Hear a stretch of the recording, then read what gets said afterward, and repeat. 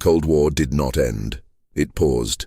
That distinction matters more than most people have ever been allowed to understand, because the systems built to manage that war, the protocols, the codes, the buried command structures, the automated triggers, and the sealed contingency plans were never dismantled. They were archived. Some were quietly updated. Others simply remained in place, running on institutional momentum long after the political will that created them had evaporated. What follows is a record of 22 survival plans that governments on both sides of that conflict designed, rehearsed, and in many cases nearly activated, without ever informing the populations those plans were meant to protect. This is not a history of diplomacy. It is a history of what happens when fear becomes a bureaucratic process, when the end of civilization is treated as a logistics problem, and when the difference between survival and annihilation is reduced to a checklist. Most people who lived through the Cold War remember it as a long period of tension that somehow resolved itself. That memory is not entirely wrong, but it is profoundly incomplete. The decades between 1947 and 1991 were not characterized by the absence of conflict. They were characterized by the constant management of conflict that was perpetually on the verge of becoming something else entirely. The public was told about deterrence. They were told about mutually assured destruction as though it were a stable equilibrium, a kind of enforced peace maintained by the rational self-interest of two superpowers who understood the consequences of escalation. That framing was deliberate. It was also false in ways that governments on both sides understood very well and chose not to publicize. The truth was that the system designed to prevent nuclear war was also, by its very nature, a system that could initiate one. The warning networks, the early detection satellites, the command protocols, the submarine communication systems, the airborne command posts, and the ground-based launch facilities were all designed to respond faster than human deliberation could manage. Speed was considered a virtue. Hesitation was considered vulnerability. And so the architecture of nuclear deterrence was built around the assumption that there would be situations in which human judgment would be too slow, too unreliable, or too compromised to be trusted. In those situations, the system was designed to act on its own. That architecture, and the survival plans woven through it like load-bearing cables in a structure no one fully understood, is what this account is about. The first of these plans had a name that was never publicly released during its operational period. It was a protocol developed in the early 1950s by the newly reorganized American national security apparatus in the months following the Soviet Union's first successful nuclear test in 1949. Before that test, American planners had operated under the assumption that the United States had a window of nuclear monopoly, a period during which the threat of atomic retaliation was entirely one-directional. When that window closed, the entire architecture of American defense policy had to be reconstructed around a new reality, that the country itself was now a potential target. The response was not reassurance. The response was planning.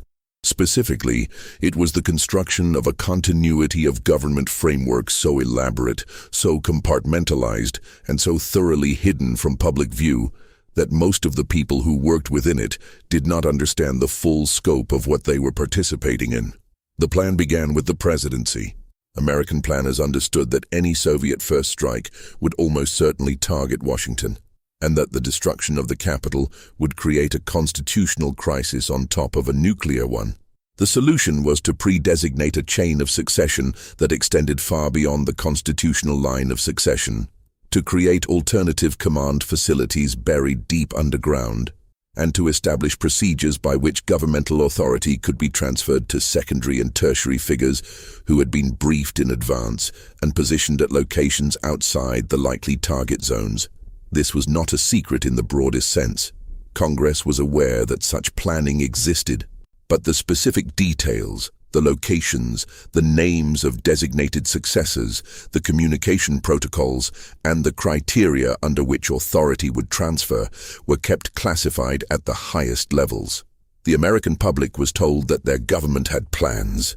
They were not told what those plans assumed about their own survival. The assumption was stark. American continuity of government planning in the 1950s explicitly accepted that a significant portion of the civilian population would not survive a nuclear exchange. The plans were not designed to protect the population. They were designed to preserve the government's ability to function after the population had been largely destroyed. That distinction was never made public. It was instead papered over with civil defense initiatives, with pamphlets about duck and cover, with the construction of public fallout shelters that were, by the analysis of the planners themselves, almost entirely inadequate for the scale of attack they were planning against. The shelters were, in part, a public relations exercise. The actual survival plans, the ones that allocated resources and designated priorities, were built around a different calculus entirely. Mount Weather in the Blue Ridge Mountains of Virginia was one of the centerpieces of this architecture. The facility, officially known as the Special Facility, was constructed beginning in the early 1950s and became fully operational by the late 1950s. It was designed to house senior officials of the executive branch, along with essential support personnel, in the event of a nuclear attack. The complex included its own power generation, water supply, hospital facilities, communications infrastructure, and dormitory space. It was, in effect, an underground government capable of operating independently of the surface world for an extended period. The existence of Mount Weather was not officially acknowledged until 1975, when a plane crash nearby drew investigative journalists to the site. Until that point, it had been one of the most successfully kept secrets in American government, not because no one knew of its existence, but because those who did were subject to security classifications that made disclosure a criminal matter. What was never disclosed, even after the facility became publicly known, was the full scope of what it contained. Beyond the obvious logistical infrastructure, Mount Weather housed a comprehensive set of files on American citizens, a record system maintained by the Federal Emergency Management Agency and its predecessor organizations that identified individuals designated for special handling in the event of a national emergency. The criteria for those designations were never made public. The files were never open to congressional oversight in any meaningful way. They existed as a component of a survival architecture that had its own internal logic, a logic that had been developed in secret and that operated according to priorities that the public had never been asked to validate. The Soviet Union had constructed a parallel architecture, though its character reflected the different nature of Soviet governance.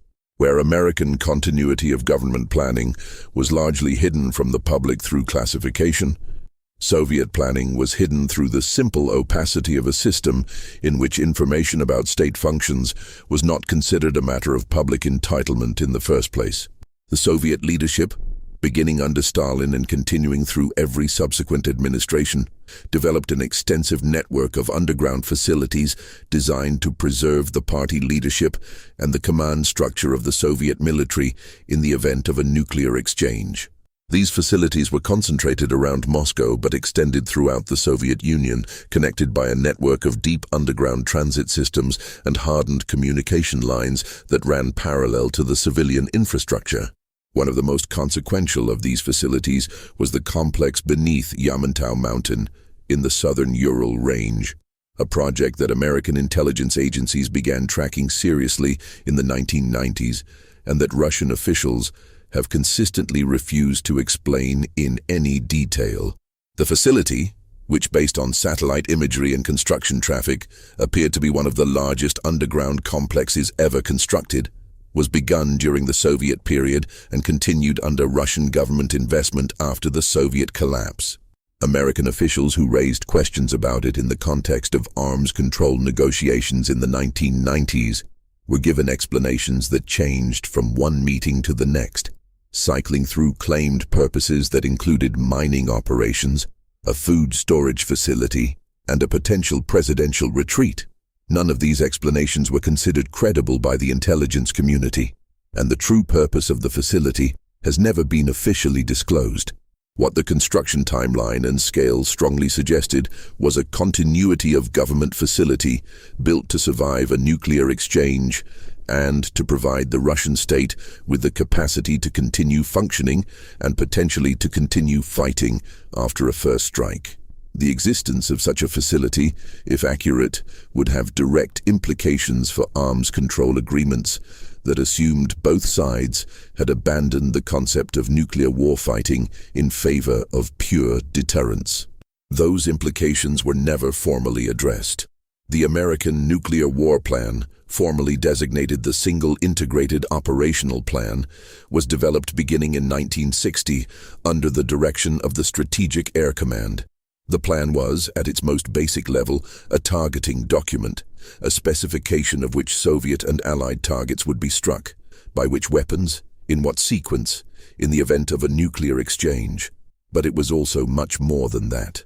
The PSYOP, as it was known, was a philosophical document as much as a military one.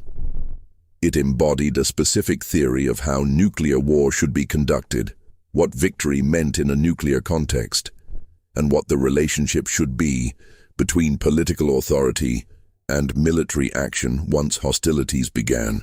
The first version of the plan, PSYOP 62, called for a massive coordinated strike against the Soviet Union, China, and Soviet-aligned states in Eastern Europe, using essentially the entire American nuclear arsenal in a single coordinated attack. The targeting list included military installations, command facilities, and industrial centers, but it also included a category of targets that the planners referred to as urban industrial, which was a bureaucratic phrase for cities. The plan, as written, would have killed an estimated 285 million people in the Soviet Union and China alone within the first hours of execution, with substantially higher casualties projected over the following weeks as fallout and the collapse of infrastructure extended the lethality of the initial strikes. When Robert McNamara, serving as Secretary of Defense under President Kennedy, was briefed on the plan in 1961, he reportedly left the briefing room in silence and asked his aide what the name of the man who had approved it was. The aide reminded him that no individual had approved it.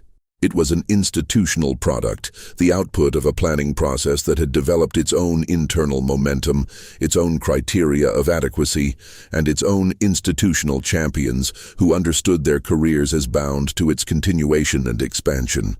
The plan was modified repeatedly over the following decades, as successive administrations insisted on more flexibility, more options, and more explicit attention to limiting civilian casualties.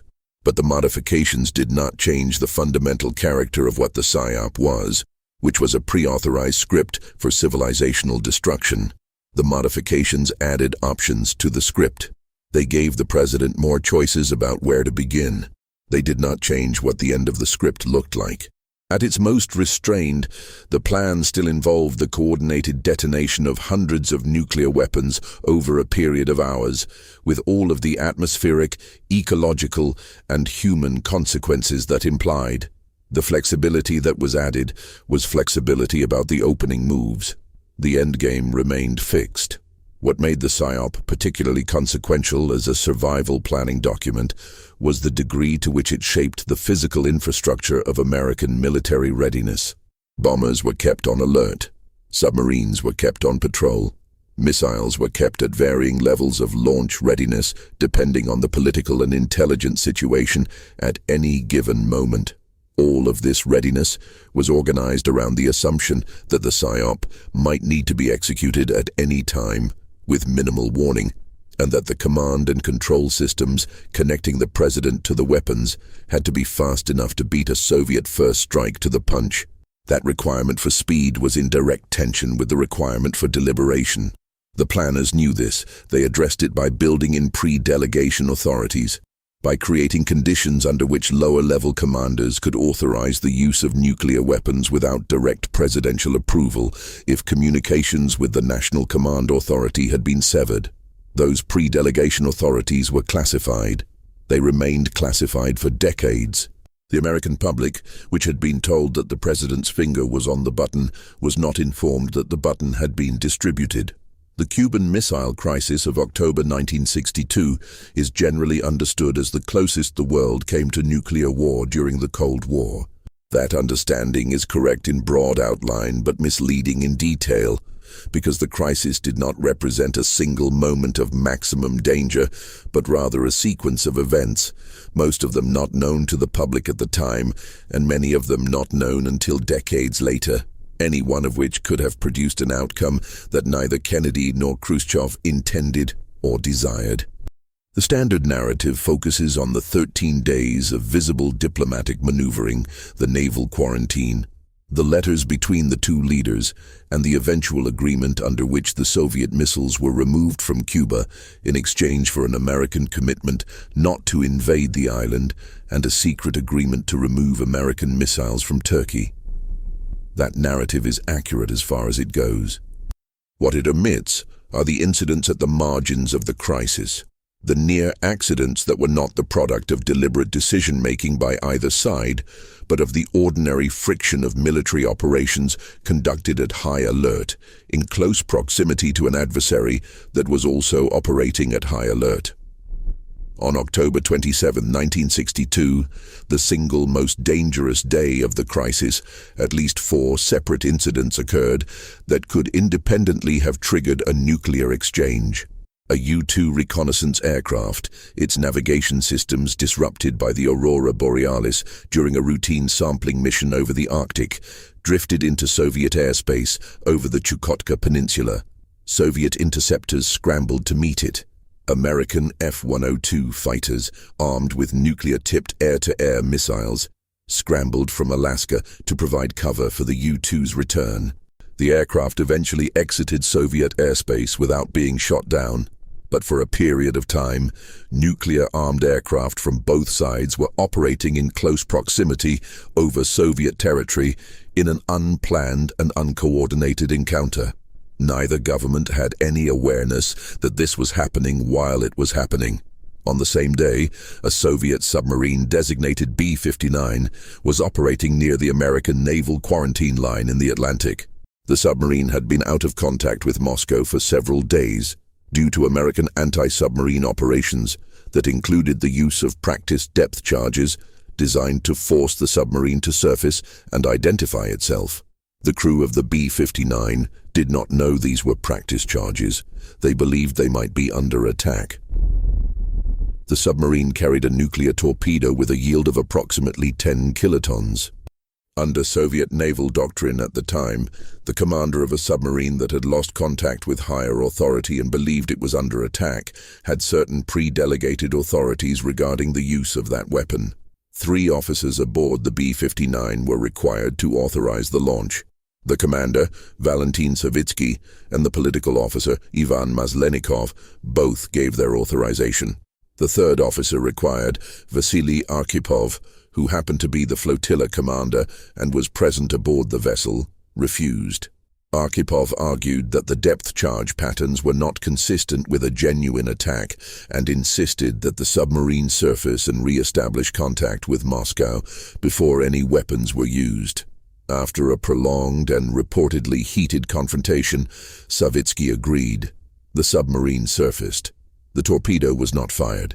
The incident was not known to the American government at the time and was not publicly disclosed until a conference of former Soviet and American officials in 2002.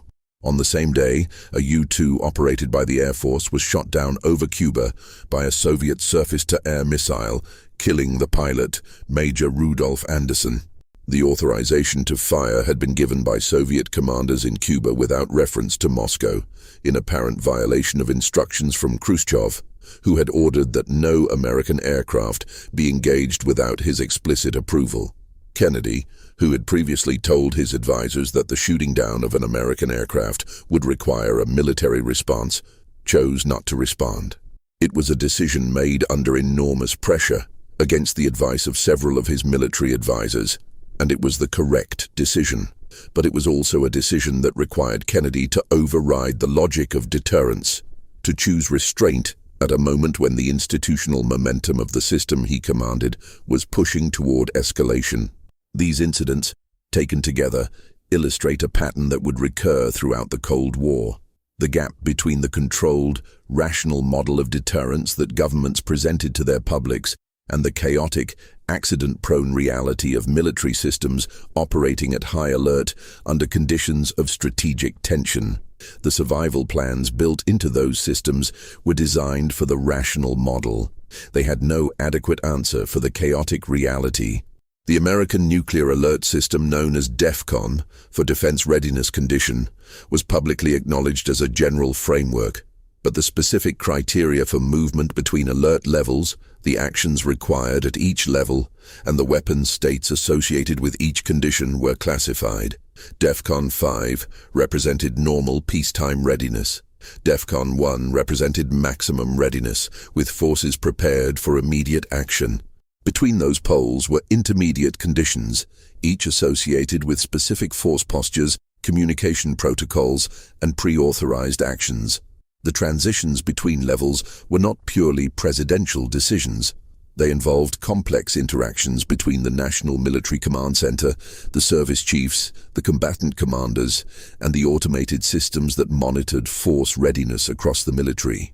Once forces were moving up the DEFCON scale, the institutional momentum of that movement created its own pressure toward continuation, because the actions required at higher alert levels were themselves provocative, visible to the adversary's intelligence systems, and liable to generate responses that could in turn require further escalation.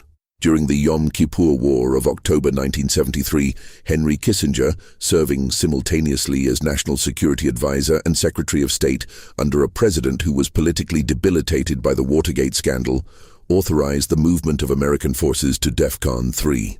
The decision was made at a late-night meeting in the White House Situation Room that Nixon did not attend. The stated rationale was a Soviet communication suggesting that the USSR might intervene unilaterally in the conflict to prevent the destruction of the Egyptian Third Army by Israeli forces. The DEFCON 3 movement was intended as a signal to Moscow that the United States would not permit such intervention without a response. It was the most significant alert of American forces since the Cuban Missile Crisis. Nixon was briefed after the fact. The decision to move to DEFCON 3, with all of its implications for nuclear force readiness, had been made by a cabinet officer acting in the name of a president who was later described by his own aides as having been, on that particular night, in no condition to make consequential decisions. This fact was classified. It was not disclosed until years later in the memoirs of participants, by which point it had become historical rather than immediately destabilizing. The Soviet early warning system had its own catalogue of near disasters, several of which were not known to Western governments until after the Soviet collapse. The most consequential occurred on September 26, 1983, at a secret Soviet early warning facility designated Serpukhov 15, located south of Moscow. Lieutenant Colonel Stanislav Petrov was serving as the duty officer at the facility when the satellite-based early warning system registered what appeared to be the launch of 5 American intercontinental ballistic missiles from a base in the United States. The protocol in such a situation was clear, and Petrov was required to report the detection to his superiors, who would then relay it up the chain of command to the Soviet General Staff and ultimately to the Soviet leadership, who would have an extremely limited window in which to decide whether to authorize a retaliatory strike before the incoming warheads impacted. The entire decision cycle was designed to take no more than a few minutes. Petrov did not make the report. He sat with the alarm for approximately 20 minutes, during which time the satellite system continued to register the original 5 launches, while ground-based radar systems, which should have provided confirmation of any genuine attack, showed nothing. Petrov concluded that a genuine American first strike would not consist of 5 missiles, that the discrepancy between the satellite data and the radar data indicated a system malfunction, and that reporting it as a genuine attack would be the wrong decision. He was correct. The system had malfunctioned, producing false readings caused by unusual reflections of sunlight off cloud formations over the American Midwest. There were no missiles. There was no attack. But Petrov's conclusion in the moment was based on intuition and reasoning, not on certainty. He later acknowledged that he had a 50-50 conviction that he was right. The Soviet early warning system, designed to remove human hesitation from the equation, had in this instance been defeated by the hesitation of one human being who chose not to follow the protocol. Petrov was not rewarded for this decision. He was reprimanded for inadequate record-keeping during the incident. The incident itself was classified and remained unknown outside Soviet intelligence circles for over a decade. Petrov retired from the military and lived in relative obscurity until a researcher discovered the incident in declassified Soviet documents in the mid-1990s. His name is not on any official American or Soviet list of individuals who were cited for contributions to international security. The American system had its own false alarm incidents, several of which are now partially declassified. On November 9, 1979, a technician at the North American Aerospace Defense Command facility in Colorado Springs inadvertently loaded a training tape containing a simulated Soviet missile attack into the live operational system. The system began displaying an incoming attack of over 2,000 Soviet missiles. Duty officers at NORAD initiated the preliminary stages of the alert response, scrambling fighter aircraft and initiating the notification chain that would have led to the president. The alert was terminated after approximately 6 minutes when it was determined that no satellite confirmation of actual launches existed. 6 minutes is a very short time in human terms. It is a significant fraction of the decision window that would have existed in the event of a genuine attack. On June 3, 1980, and again on June 6, 1980, a faulty integrated circuit in a NORAD communications computer generated false indications of Soviet missile launches. The first incident showed 2 missiles, then 220. The second showed similar numbers. National Security Advisor Zbigniew Brzezinski was awakened and informed that a Soviet attack appeared to be underway. He was preparing to call President Carter when the confirmation check revealed no satellite evidence of launches. The fault was eventually traced to a single failed chip worth approximately 46 cents. The possibility that civilizational conflict could be triggered by a 46-cent component failure was not a detail that the architects of deterrence had advertised to the public. The Soviet Union's equivalent of the PSYOP was a system known by various names in Western intelligence assessments, but perhaps most accurately described through the lens of a particular institutional product that became known in the West as the dead hand, a translation of the Russian phrase "mrtvaya ruka," though the system itself was officially designated perimeter. The system was developed in the late 1970s and early 1980s, prompted in part by Soviet concerns that American developments in precision conventional weaponry and anti-submarine capabilities were undermining the survivability of Soviet command and control in a nuclear exchange. The specific fear was that an American first strike, by targeting Soviet leadership and communication systems with sufficient precision, might destroy the Soviet command structure before a retaliatory order could be transmitted to Soviet strategic forces. The solution was a system that could transmit a launch order automatically without requiring a living human being at the top of the command chain to authorize it. Perimeter was designed as a command rocket system. In its operational mode, the system monitored for evidence of a nuclear attack through a network of sensors measuring seismic activity, atmospheric overpressure, and radiation levels. If these sensors indicated a nuclear detonation on Soviet territory, and if the system determined that communications with senior Soviet leadership had been disrupted, it was authorized to initiate a launch sequence autonomously.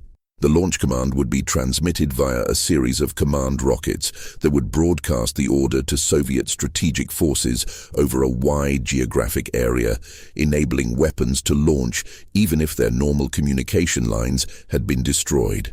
The system was specifically designed to function without requiring authorization from any living individual. It could, under the right set of conditions, initiate a nuclear strike against the United States on its own. Soviet officials confirmed the existence of perimeter in the early 1990s after the Soviet collapse, though they described it as a last resort deterrent rather than a hair-trigger system. The distinction was real, but narrow. The conditions under which perimeter would activate were not made public in full detail. and the current operational status of the system, which is believed to have been maintained and potentially updated by the Russian Federation, has never been officially disclosed. The American Nuclear Command and Control System addressed the same vulnerability through different means. The Airborne Launch Control System, which kept specially equipped aircraft aloft to broadcast launch commands to Minuteman missile forces in the event that ground-based command facilities had been destroyed, was one component of this architecture. Another was the Emergency Rocket Communication System, which used modified Minuteman missiles to broadcast launch authorization codes to strategic forces during or after a nuclear exchange. These systems shared the fundamental characteristic of perimeter. They were designed to function after the human beings at the top of the command chain had been killed. They were survival mechanisms for the weapons, not for the people. The nuclear submarine force of both superpowers occupied a particular place in this architecture. Submarines were the most survivable leg of the nuclear triad because their location was essentially unknown to the adversary, provided they maintained proper communication silence. That survivability made them the most reliable guarantee of second strike capability, the ability to retaliate even after absorbing a devastating first strike. But it also created a command and control problem of a specific kind. A submarine operating at depth, maintaining communication silence to preserve its survivability, might lose contact with its command authority for days or weeks at a time. During that period, the crew would have no way of knowing whether a nuclear war had begun, and the command authority would have no way of knowing whether the submarine had received its orders. The solution to this problem was the development of very low-frequency radio systems that could penetrate seawater to some depth, and eventually satellite communication systems that could reach submarines near the surface. But these solutions were imperfect, and the question of what a submarine crew should do if they received no communications and observed evidence consistent with nuclear war was addressed differently by different navies, with different degrees of formality and with different degrees of public transparency. The British Nuclear Submarine Force, which carried American-supplied Polaris and later Trident missiles, addressed this contingency through a protocol that became publicly known as the Letters of Last Resort. At the beginning of each British Prime Minister's tenure, the new Prime Minister was asked to write a personal letter, sealed and not shared with any government official, addressed to the commanding officer of each British nuclear submarine on patrol. The letter was to be opened only if the submarine's crew had determined, through a specific set of criteria, that Britain had ceased to exist as a functioning state, and only if communications with command authority could not be established after repeated attempts over a specified period. The letter contained the Prime Minister's personal instructions for what the submarine should do in that situation. The options generally discussed publicly included launching a retaliatory strike, not launching, placing the submarine under the command of an allied nation, or allowing the crew to act as they thought best. The specific contents of each letter were never disclosed. They were destroyed unread when a Prime Minister left office and replaced by the incoming Prime Minister's letter. This meant that there was no policy continuity in these letters, no way for any advisor to know what instructions successive Prime Ministers had given, and no way to ensure that the instructions given were consistent with any broader strategic doctrine. The letters were purely personal. They were the last surviving mechanism of human judgment in a system that had otherwise automated or pre-delegated every other decision. That one human decision, made in advance and sealed in an envelope, was the final bulwark between a functioning weapons system and the absence of any human authorization at all. The substance of those letters, what the Prime Ministers actually wrote, remains entirely unknown. The planning for civilian survival during a nuclear exchange occupied a peculiar space in Cold War governance. On one level, governments felt obligated to demonstrate that they were taking the protection of their populations seriously. Civil defense agencies were created, pamphlets were distributed, shelter construction was subsidized, and public information campaigns were conducted about what to do in the event of a nuclear attack.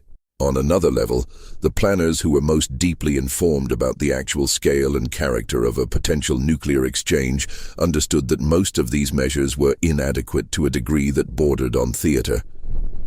The gap between the public civil defense posture and the classified assessments of survival probability was one of the most consistently maintained deceptions of the Cold War period, and it was maintained not through active dishonesty, but through the simpler mechanism of keeping the most disturbing information at a classification level that most decision-makers never reached.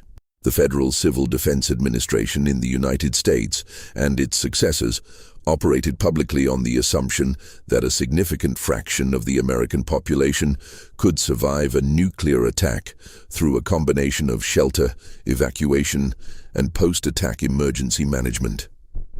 Internal assessments told a different story.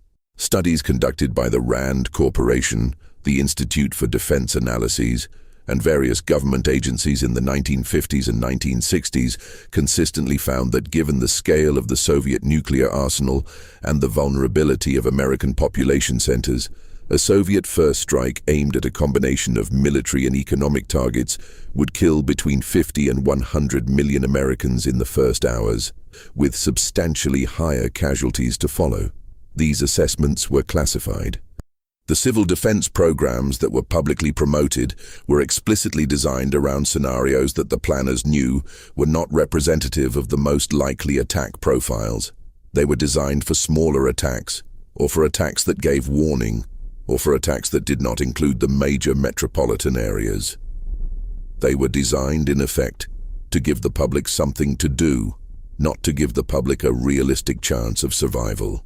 The evacuation planning that formed part of American civil defense, the concept that urban populations could be dispersed to surrounding rural areas in the days before a nuclear attack, if sufficient warning existed, was subjected to repeated internal analyses that concluded it was operationally unworkable.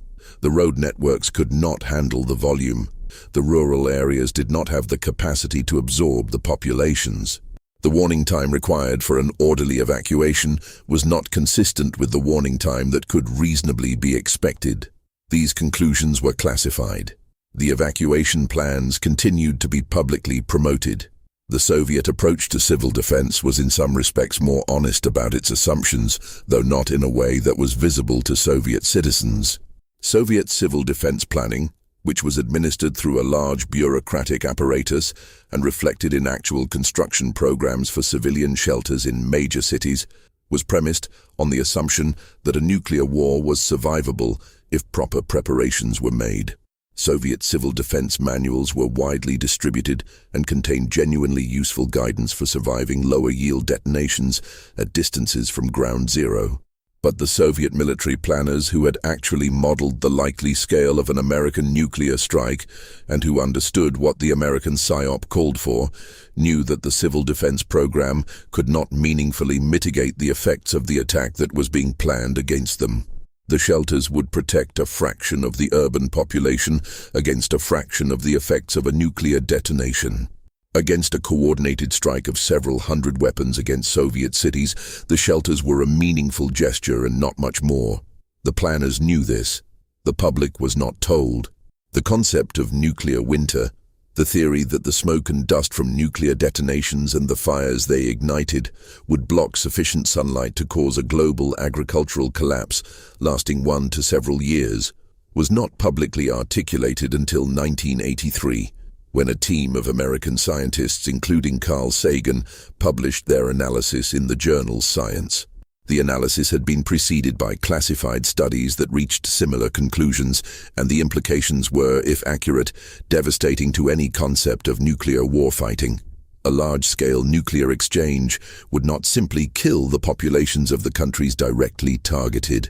It would disrupt global agriculture to a degree that would cause mass starvation across the entire planet, including in countries not involved in the exchange at all.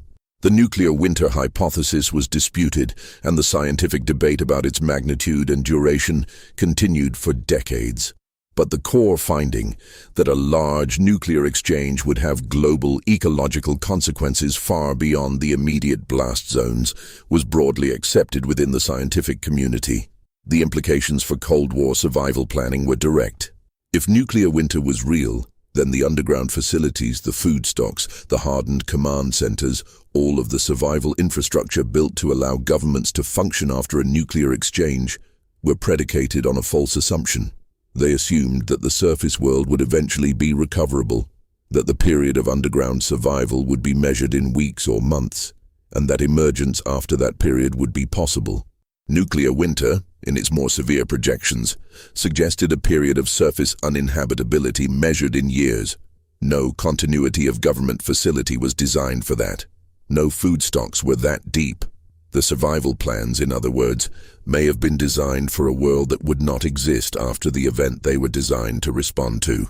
The arms control negotiations that were conducted throughout the Cold War, culminating in a series of bilateral treaties between the United States and the Soviet Union, had an ambiguous relationship with the survival plans that remained in place beneath the diplomatic surface. The treaties limited the numbers of certain categories of weapons. They established verification protocols that allowed each side to confirm to some degree that the other was complying with the agreed limits. They created a structure of ongoing communication and negotiation that had value beyond the specific provisions of any given agreement. But they did not address the fundamental architecture of deterrence, the command and control systems, the pre-delegation authorities, the automated response mechanisms, or the targeting plans. The treaties counted warheads. They did not dismantle the systems designed to deliver them, or the plans designed to authorize their use, or the facilities built to ensure that someone would survive to give that authorization, or to ensure that the weapons would fire even if no one did. The 1983 war scare, which was largely unknown to the Western public at the time and which remained classified for most of the following decade, represented perhaps the closest the Cold War came to nuclear exchange during the 1980s, a period that the public tended to associate primarily with the rhetorical hostility of the early Reagan years.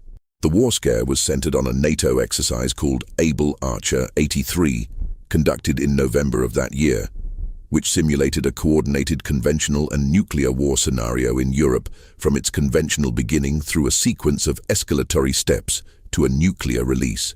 The exercise was realistic in a way that previous exercises had not been, incorporating genuine command procedures, realistic communication formats, and the actual movement of forces in ways that, to Soviet intelligence analysts monitoring it, were difficult to distinguish from actual preparation for a first strike. The Soviet leadership under Yuri Andropov, who was by this point gravely ill and whose analysis of American intentions had been profoundly colored by the ideological tensions of the early Reagan period, had in the preceding year initiated a worldwide intelligence collection operation codenamed Ryan, an acronym for a Russian phrase meaning nuclear missile attack. The purpose of Ryan was to collect and analyze any evidence that the United States was preparing for a preemptive nuclear strike against the Soviet Union. Soviet intelligence residencies around the world had been given specific collection requirements. Monitor blood bank activity, which would increase before a large military operation. Monitor slaughterhouse operations, which would increase to stockpile food before a war. Monitor light levels in key government buildings late at night, which would increase if emergency planning sessions were being conducted. These were the kinds of operational indicators that Soviet doctrine associated with genuine pre-war preparation, and KGB and GRU stations were collecting against them continuously. Against this background of heightened Soviet concern, Able Archer 83 registered in Soviet intelligence as precisely the kind of indicator that Ryan had been designed to detect. The exercise began on November 2nd and ran through November 11th. During this period, Soviet intelligence forwarded assessments to Moscow indicating that the exercise might be cover for an actual strike. Soviet nuclear forces in Eastern Europe were placed on heightened alert. Nuclear-capable aircraft were loaded with weapons and held at ready. The Soviet General Staff, according to subsequent accounts from senior Soviet officials who were later briefed on the details, took the situation seriously enough to begin preliminary consultations about a preemptive response. The exercise ended. The Soviets stood down. The crisis passed without either side being aware that the other had been, for approximately a week, genuinely concerned that the other was about to launch a nuclear attack. The American government did not know how close Soviet forces had come to responding. They were informed by a British intelligence source within Soviet intelligence named Oleg Gordievsky, who had observed the Soviet reaction from within the KGB residency in London and had reported it to his British handlers.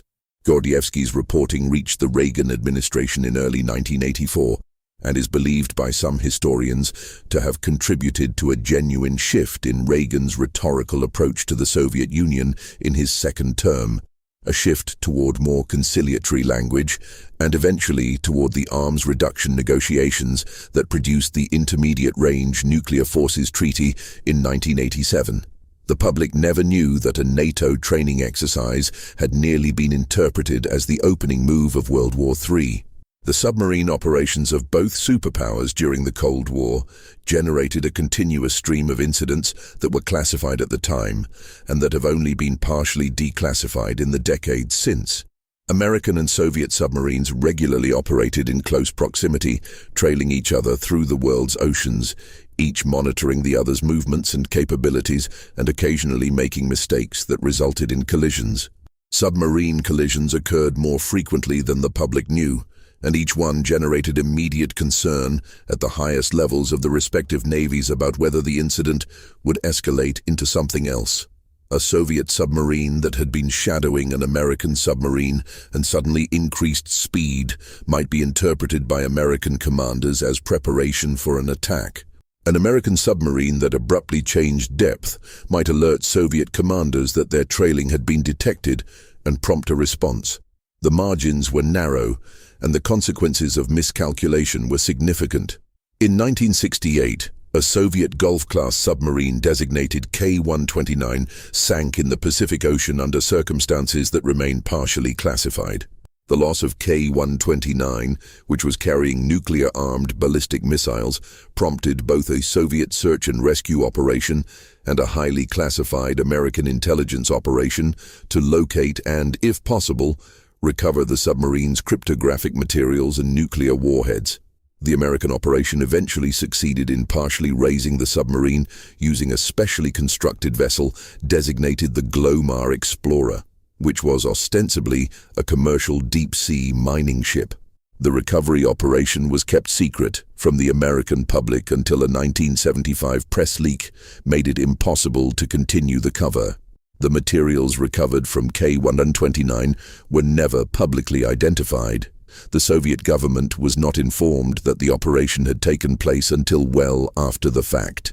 The K-129 incident illustrated a broader pattern in Cold War submarine operations, that the nuclear weapons carried by submarines were not simply deterrent symbols but physical objects whose location and security were matters of continuous operational concern, and that the loss of a submarine carrying nuclear weapons created immediate strategic implications that neither side was equipped to handle through transparent means. When weapons went missing, the response was secrecy. When accidents occurred, the response was classification. The public record of Cold War submarine nuclear accidents remains substantially incomplete. The American nuclear weapons stockpile experienced a series of accidents throughout the Cold War that the Department of Defense classified under a reporting category called broken arrow.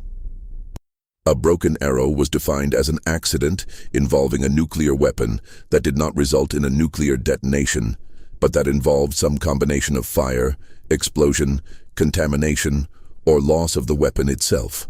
The Department of Defense has officially acknowledged 32 broken arrow incidents between 1950 and 1980.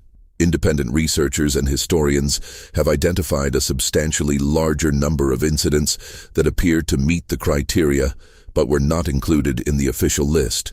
The discrepancy has never been explained. Among the acknowledged incidents, several stand out for their potential consequences. In January 1961, a B-52 bomber carrying 2 Mark 39 nuclear bombs broke apart over Goldsboro, North Carolina. Both bombs separated from the aircraft during the breakup. One bomb behaved as if it had been released intentionally, activating its parachute and arming itself as it descended. Investigators examining the bomb on the ground found that it had gone through 5 of the 6 safety steps required to detonate a nuclear weapon. Only a single low-voltage safety switch, a switch that subsequent analysis found to be prone to failure, had prevented detonation. The yield of the Mark 39 was approximately 4 megatons, roughly 250 times the yield of the bomb that destroyed Hiroshima. A detonation over North Carolina would have caused immediate casualties in the hundreds of thousands and fallout contamination over a region extending hundreds of miles downwind. The incident was classified at the time, and its details were not publicly confirmed until a 2013 release of documents following a Freedom of Information Act request by a journalist. In January 1966, a B-52 carrying 4 thermonuclear bombs collided with a refueling tanker over the coast of Spain near the town of Palomares. The collision caused the bomber to break apart and the 4 bombs to fall toward the ground. 3 bombs impacted on Spanish farmland. 2 of the 3 detonated their conventional explosive components, causing the plutonium pits to rupture and contaminate an area of approximately 1 square mile with radioactive debris. The 4th bomb fell into the Mediterranean Sea and was eventually recovered after a search operation lasting more than 10 weeks. The Spanish government, which had not been informed that American aircraft routinely flew over Spanish territory with live nuclear weapons, was not pleased by this information. The contaminated farmland at Palomares has never been fully remediated. Spanish officials have been seeking an American commitment to complete the cleanup for decades. In January 1968, a B-52 crashed on the sea ice of North Star Bay near Thule Air Base in Greenland, again carrying 4 nuclear bombs. The crash and subsequent fire caused the conventional explosives in all 4 bombs to detonate, spreading plutonium contamination across a large area of ice. One of the 4 bombs was never recovered. It remains on the floor of the bay. Denmark, which governed Greenland, and which had a long-standing policy prohibiting nuclear weapons on its territory, had not been informed that American aircraft regularly operated over Greenland with nuclear weapons aboard. The crash exposed this policy violation in a way that caused significant diplomatic strain. The full extent of the plutonium contamination at Thule was not disclosed to Danish authorities at the time and was not fully acknowledged until much later. These incidents shared a common institutional response: classification, limited disclosure, and the management of public knowledge about nuclear accidents as a matter of national security. The rationale offered for this approach was that public disclosure of nuclear accidents would damage public confidence in the safety of nuclear weapons management, would provide adversaries with intelligence about weapons vulnerabilities, and would complicate diplomatic relationships with allies whose territory had been affected. All of these rationales had some validity. None of them fully addressed the question of whether populations near accident sites had a right to know that they had been exposed to nuclear contamination. That question was generally answered during the Cold War in the negative. The civil defense architecture of the United Kingdom followed a somewhat different path than the American system, shaped by Britain's geography, its imperial history, and the specific political culture of a country that had experienced both the Blitz and the economic exhaustion of the Second World War. British civil defense planning was extensive and seriously resourced, encompassing not only fallout shelter construction and emergency management protocols, but a detailed planning effort for the governance of the United Kingdom in the event of a nuclear attack. The Regional Seats of Government program, which was developed in the 1950s and expanded through the 1960s, designated a network of hardened underground facilities at which regional government would continue to function after the central government in London had been destroyed. The most famous of these facilities, and the one most thoroughly documented in declassified records, was the facility at Burlington in Wiltshire, also known as Site 3 and colloquially as Subterfuge. The Burlington facility, built in a network of former quarry tunnels beneath the town of Corsham, was designed to house up to 4,000 government officials and support personnel. and to serve as the alternate seat of central government in the event that London was rendered uninhabitable. The facility included a BBC studio from which radio broadcasts could be made to the surviving population, a rudimentary hospital, dormitory space, a telephone exchange, and a supply of food and water, calculated to last approximately 3 months. It was maintained in a state of readiness for several decades before being decommissioned and eventually opened to the public as a tourist attraction. The existence of Burlington was officially secret until 2004, when the facility was decommissioned and the government announced its existence and opened it for public viewing. What was acknowledged was the physical facility. What was less clearly acknowledged was the implication of its existence, which was that British civil defence planning had proceeded from an assumption that London would not survive a nuclear exchange, that central government would be destroyed, and that whatever governance remained would be conducted from an underground facility by officials who had been selected in advance and transported to safety, while the population they governed absorbed the attack above them. The selection process for who would occupy Burlington and the regional facilities was never publicly discussed. The criteria by which government officials, civil servants, military officers, and essential support personnel would be designated for survival while their fellow citizens were not, was treated as an internal administrative matter. The concept of a tiered survival architecture, in which the continuity of governance was purchased at the price of a frank acceptance that most of the governed would not survive, was never presented to the British public as a policy choice. It was implemented as a classified operational plan. The Federal Republic of Germany occupied a particular position in Cold War survival planning because it was the most likely battlefield. NATO doctrine in the 1950s and well into the 1960s called for the use of nuclear weapons as an early response to a Soviet conventional assault in Europe, on the grounds that NATO conventional forces were insufficient to stop a Warsaw Pact advance through the Fulda Gap and other potential axes of attack without nuclear augmentation. This doctrine, known as massive retaliation in its earlier formulation and later as flexible response, implied that West Germany would be the site of nuclear detonations in the event of a European war. The nuclear weapons that NATO planners intended to use were positioned in West Germany, operated by American forces, and targeted against Warsaw Pact military formations that would be advancing through West German territory. The protection of West Germany from Soviet attack was, under the prevailing doctrine, to be accomplished by destroying West Germany with nuclear weapons first. West German officials understood this.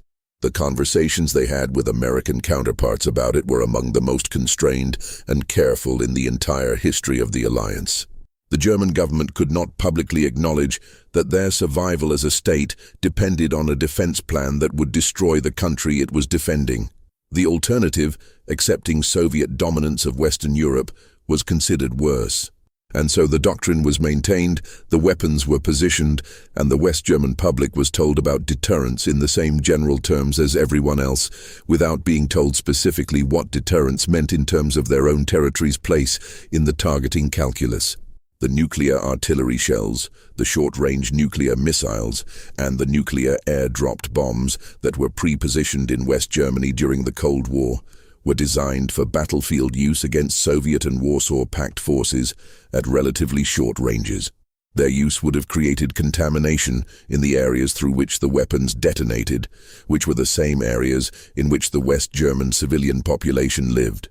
The yield of these tactical nuclear weapons varied, but many were in ranges that would cause immediate casualties across areas of several square miles, and contamination extending much further. The survival planning for West German civilians in the event of their use was essentially non-existent. There was no realistic evacuation plan for the densely populated Rhineland. There were no fallout shelters adequate to protect more than a small fraction of the population. There was, in effect, no plan for civilian survival in a theater nuclear exchange in Germany. There was only deterrence, which was the plan to prevent such a war, and the military plan to conduct it if deterrence failed, with the civilian survival question deferred to a contingency that the planners hoped would never arrive. The intelligence operations that underpinned Cold War planning were themselves a source of survival-threatening accidents and near disasters. The U-2 reconnaissance program, which the United States had operated over Soviet territory since 1956, was premised on the assumption that Soviet air defenses could not reach the U-2's operating altitude. When Francis Gary Powers was shot down over Sverdlovsk on May 1, 1960, this assumption was revealed to be false, and the Eisenhower administration's denial of the operation was revealed as a lie within days, when the Soviets produced both the wreckage of the aircraft and the captured pilot. The U-2 incident derailed a summit meeting between Eisenhower and Khrushchev that had been expected to make significant progress on arms control, poisoned the relationship between the two leaders at a moment when both had expressed genuine interest in reducing tensions, and contributed to the election of a new American president in 1960, who inherited a set of unresolved crises that would require management over the following years. The intelligence relationship between the two superpowers was also characterized by the penetration of each side's intelligence agencies by the other's agents, a phenomenon that created a specific kind of information hazard. When a penetration was discovered, the penetrating intelligence service had to decide whether to act on its discovery immediately, burning the source but potentially preventing damage, or to maintain the penetration and continue gaining intelligence while accepting continued compromise. These decisions were made in secret, and the information that flowed through compromised channels was itself potentially compromised, either because the compromised service was feeding false information through its penetrated officer, or because the discovering service was running a double operation, or because both sides were doing so simultaneously without either fully understanding what the other knew. The intelligence environment of the Cold War was characterized by a systematic uncertainty about the reliability of information that made every assessment provisional and every contingency plan vulnerable to the possibility that it was based on false premises. The Venona program, in which American cryptanalysts succeeded in decrypting a portion of Soviet diplomatic communications from the 1940s, had been one of the most successful Western intelligence operations of the early Cold War. It had identified Soviet agents operating within the American government, the British government, and the nuclear weapons programs of both countries. But the program had been kept secret for decades after its initial successes, both to protect the methods involved and because its product was itself classified at levels that prevented its use in public proceedings against the individuals it implicated. This meant that individuals identified as Soviet agents through Venona decrypts could not be publicly prosecuted using that evidence, and that the public remained uninformed about the extent of Soviet penetration of Western governments for decades after the fact. The survival of democratic institutions during the Cold War was in some respects contingent on the management of information about the degree to which those institutions had been compromised. A fully public accounting of Soviet intelligence penetration of Western governments in the 1940s and 1950s would have generated political consequences difficult to predict, possibly including demands for loyalty investigations, security constraints, and institutional changes that might themselves have been corrosive to the open societies they were intended to protect. The decision to manage this information through classification and to allow the public to hold an imprecise picture of the extent of Cold War espionage was made by individuals in positions of authority who believed they were protecting the public interest. Whether their judgment was correct is a question that does not have a simple answer, but the decision itself was made without public participation and in ways that the public was not told about. The Anti-Ballistic Missile Treaty of 1972 was one of the foundational arms control agreements of the Cold War, and it was premised on a philosophical acceptance of the doctrine of mutually assured destruction. The treaty prohibited the deployment of nationwide missile defense systems on the grounds that such systems, if effective, would undermine the deterrent balance by making a first strike attractive.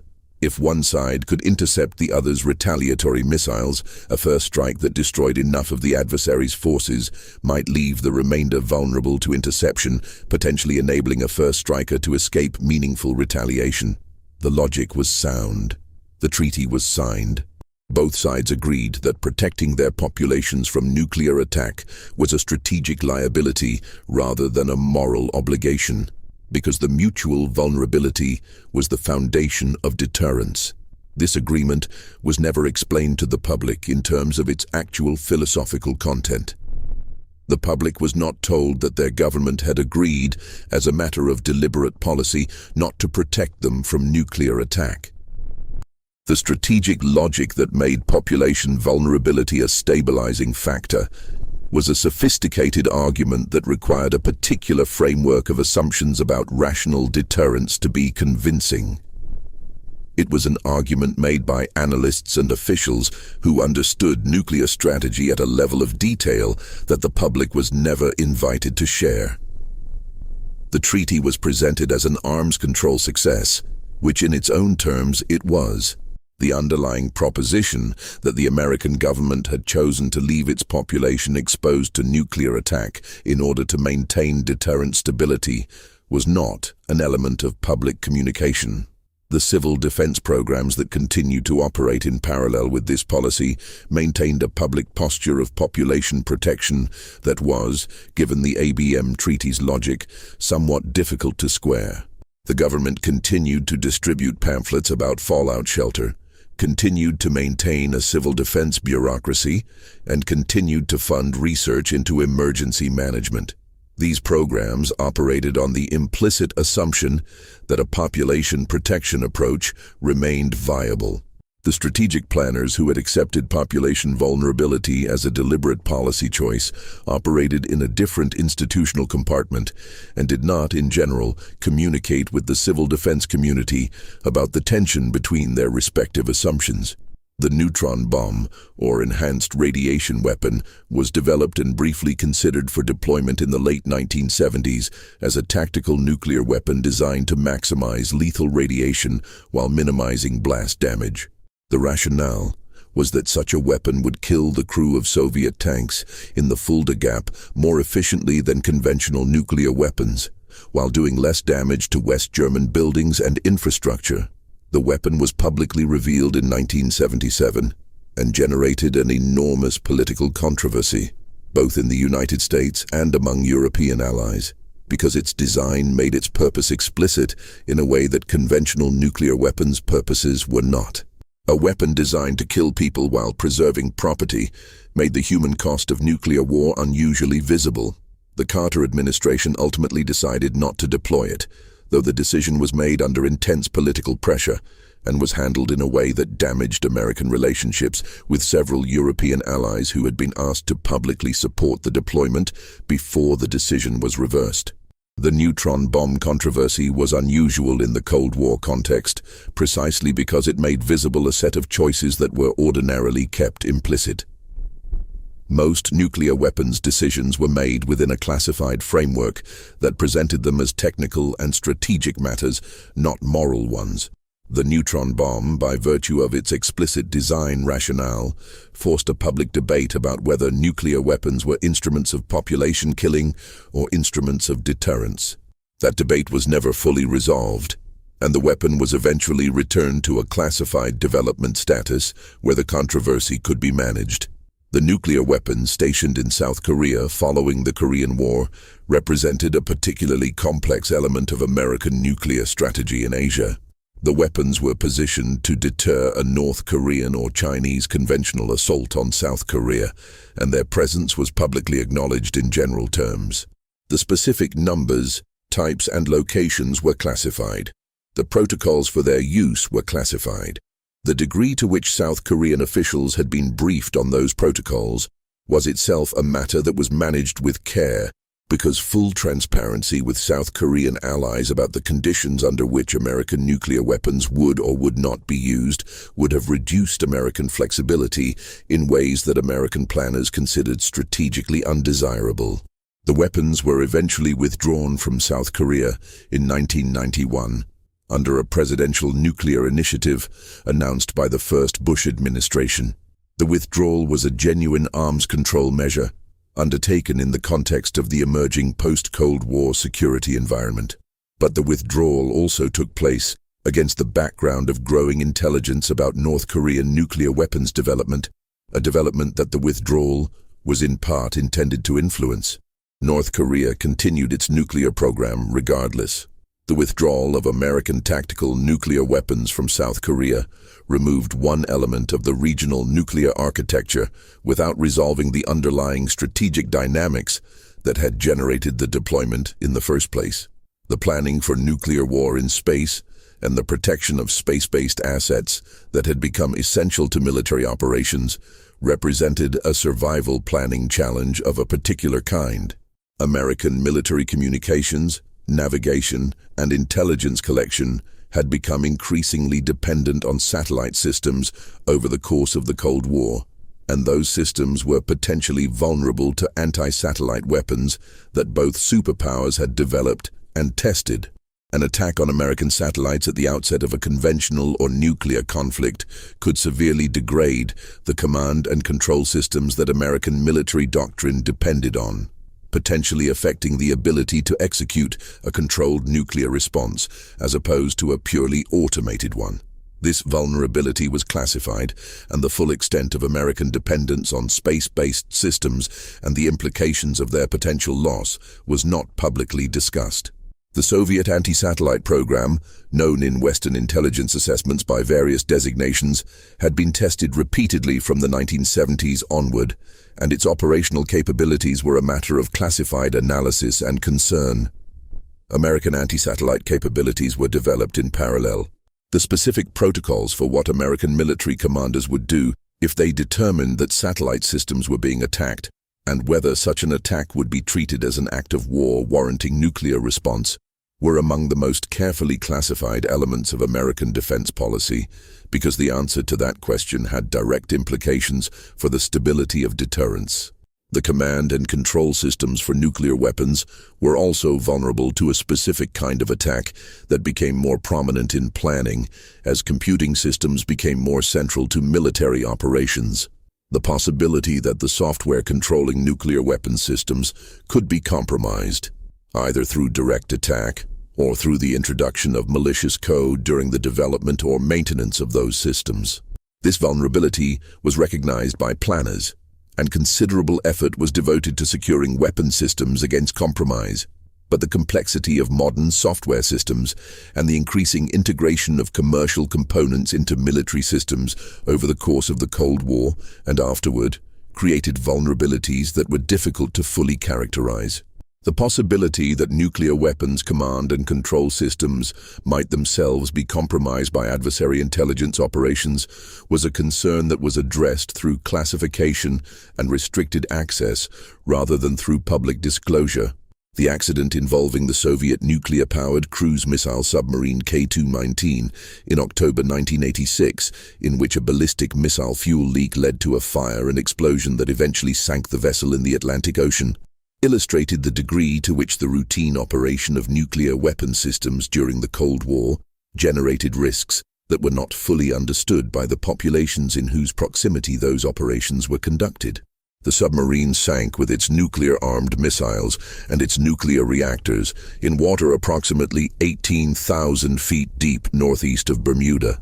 The Soviet Navy mounted a salvage operation that was unsuccessful in recovering the weapons or the reactors. The environmental implications of leaving nuclear reactors and nuclear weapons on the ocean floor were acknowledged in private by Soviet officials and were not made public. The American submarine force had its own catalogue of accidents and incidents that were classified at the time and that have been only partially disclosed. The standard observation by naval historians is that the publicly acknowledged list of nuclear submarine accidents represents a fraction of the incidents that actually occurred, and that the fraction reflects the most severe and least deniable events, rather than the full scope of operational experience. The management of the nuclear weapons complex, which included the facilities where weapons were designed, manufactured, tested, and maintained, generated a continuous stream of occupational and environmental hazards that were managed through classification rather than through public health measures for much of the Cold War period.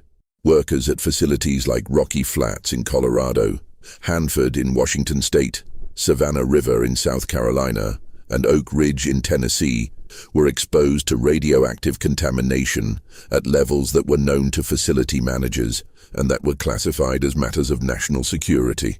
The exposed workers were required to sign agreements not to discuss their work conditions. The communities near these facilities were not informed of the contamination levels being generated by weapons production activities.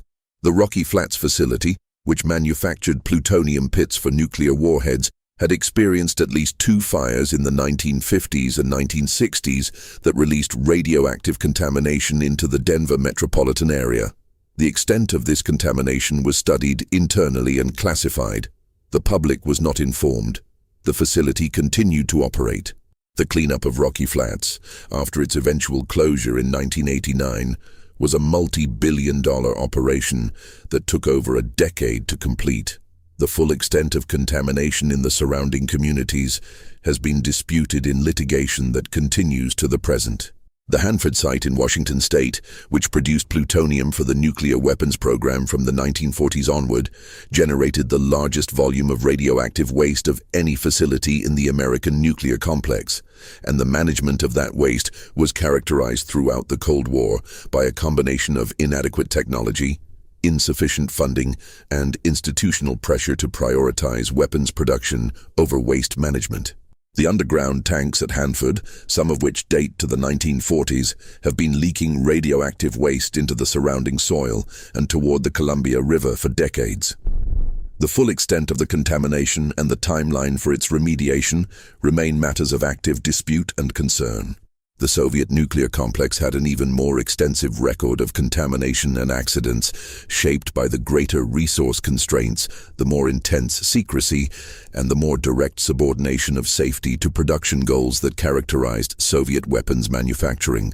The Chelyabinsk 65 facility, also known as Mayak, experienced a catastrophic explosion of nuclear waste storage tanks in September 1957, an event known as the Kishtim disaster, which released a substantial radioactive plume that contaminated a large area of the southern Urals and required the evacuation of dozens of communities. The event was classified by the Soviet government and not acknowledged publicly until 1989. The populations in the affected areas were not informed of the contamination they had been exposed to. Many received no medical attention related to the exposure. The Lake Karachay contamination, also associated with Mayak, represents one of the most severe radioactive pollution events in history. The lake was used as a direct dump for nuclear waste from the 1950s onward, and the concentration of radioactive material in the lake sediments and surrounding soil reached levels that were lethal with prolonged exposure. In 1968, drought conditions reduced the lake's water level and exposed contaminated sediments to wind erosion, spreading radioactive dust over an area containing hundreds of thousands of people. The event was classified. The contamination was managed through monitoring programs that were themselves classified. The surrounding population received information about their exposure that was curated by the Soviet state. The nuclear testing programs conducted by both superpowers generated fallout contamination that affected populations on both sides of the Cold War divide in ways that were partially understood at the time, and that governments consistently managed through classification and information control rather than through public disclosure and informed consent. The atmospheric testing conducted at the Nevada test site from the early 1950s through 1963 distributed radioactive fallout across the continental United States, with higher concentrations in downwind areas of Nevada, Utah, and Arizona. The populations of these areas, who were referred to in some internal documents as acceptable risks and in at least one memorandum as a low-use segment of the population, were told that the testing was safe and that appropriate precautions were being taken. Studies that suggested elevated cancer rates in downwind communities were classified.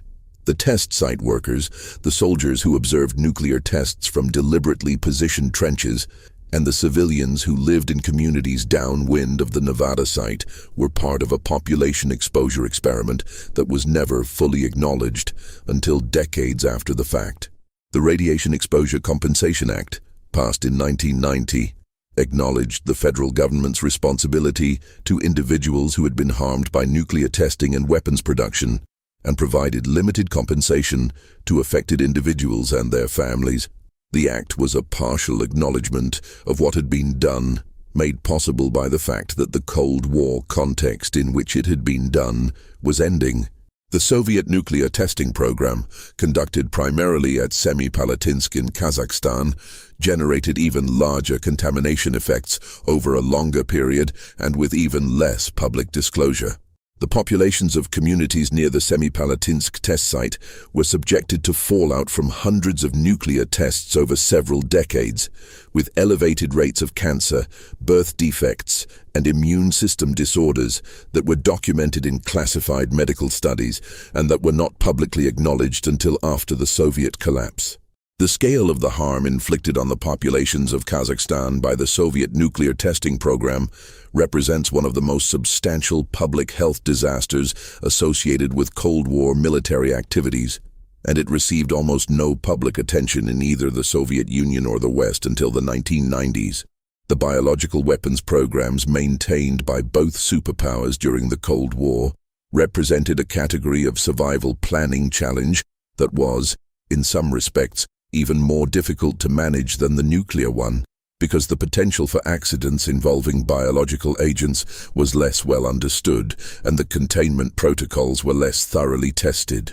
The Soviet biological weapons program, which was continued in violation of the Biological Weapons Convention signed in 1972, was conducted under a program designated Biopreparat and involved a workforce of tens of thousands of scientists and technicians working at dozens of facilities across the Soviet Union. The scale of the program was not known to Western intelligence until defectors from the program began providing information in the late 1980s and early 1990s. The most significant of these defectors, Ken Alibek, who had served as deputy director of Biopreparat, described a program that had succeeded in developing weapons-grade versions of anthrax, plague, smallpox, and a range of other pathogens, some of which had been genetically modified to enhance their lethality or resistance to treatment.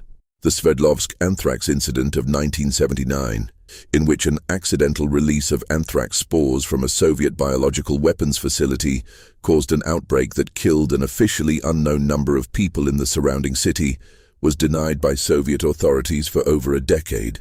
The official Soviet explanation was that the outbreak had been caused by contaminated meat. The actual cause was not confirmed until 1992, when Boris Yeltsin acknowledged the true origin of the outbreak. The death toll from the accident has never been definitively established. Soviet records, to the extent they have been made available, suggest at least 64 deaths. Independent analysis suggests the toll may have been higher. The populations of Sverdlovsk were not told what had happened to them. The American biological weapons program, which had been officially terminated by President Nixon in 1969 and 1970 through a series of executive orders, had also generated accidents during its operational period, though these were generally smaller in scale and occurred within contained laboratory environments rather than populated areas.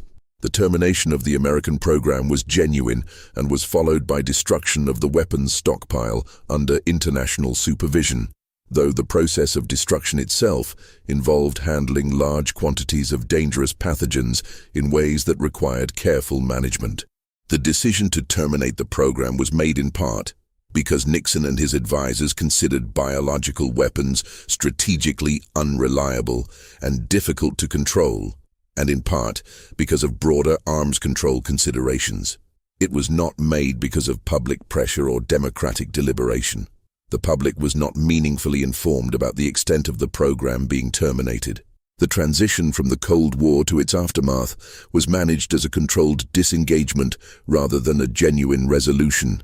The treaties signed in the final years of the Cold War, including the Intermediate Range Nuclear Forces Treaty of 1987, the Conventional Armed Forces in Europe, Treaty of 1990 and the Strategic Arms Reduction Treaties of 1991 and 1993 represented genuine reductions in specific categories of weapons and genuine progress in arms control verification.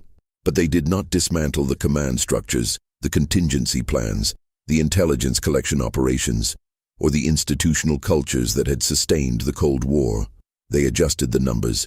They did not change the architecture. The Russian Federation inherited the nuclear arsenal and the continuity of government infrastructure of the Soviet Union largely intact. The perimeter system, the underground facilities, the targeting plans, the command and control protocols, all of the survival planning apparatus that had been built during the Soviet period was inherited by a successor state that initially appeared to be moving toward a genuinely different relationship with the West, but that retained the institutional capacity to return to the prior posture. The personnel who had designed and maintained these systems remained in their positions, or were replaced by successors trained in the same traditions. The systems themselves were maintained, updated, and in some cases expanded. The American nuclear infrastructure was similarly maintained. The PSYOP evolved into a succession of nuclear employment plans under different designations, but the fundamental character of American nuclear war planning, the pre-authorized scripts, the pre-delegation authorities, the automated command systems, the hardened facilities, the submarine patrols remained in place. The alert levels were reduced. The targeting lists were adjusted. The fundamental architecture was preserved. The survival plans, the 22 and more that this account has traced, remained active. The populations of both countries were told that the Cold War had ended. They were shown the images of the Berlin Wall coming down, the Soviet flag being lowered over the Kremlin, the handshakes between leaders in newly carpeted summit rooms. These events were real.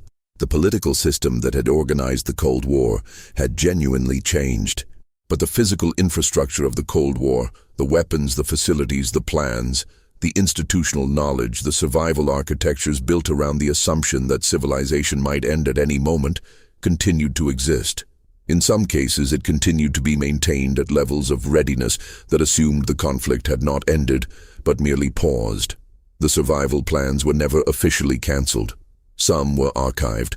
Some were updated with new cover sheets and new authorization signatures. Some continued to run on the momentum of institutional processes that no political decision had explicitly directed to stop. The systems designed to function without human judgment continued to exist, ready to function without human judgment, in a world where the political context that had created them had formally ceased to exist, but where the physical reality of the weapons and the infrastructures built around them had not. The Cold War ended in the sense that the ideological competition between two competing systems of political organization reached a conclusion. It did not end in the sense that the systems built to manage that competition and to ensure the survival of governments through the worst possible outcomes of that competition were dismantled. Those systems remain. The plans remain. The weapons remain. The institutional memory of how to use them and of what to do afterward remains. The populations that lived under those systems and survived their duration were never fully told what had been done in their names, what assumptions had been made about their survival, what calculus had determined who would be protected and who would not, or what automated decisions remained pre-authorized to be made on their behalf. That information remains for the most part where it has always been, classified.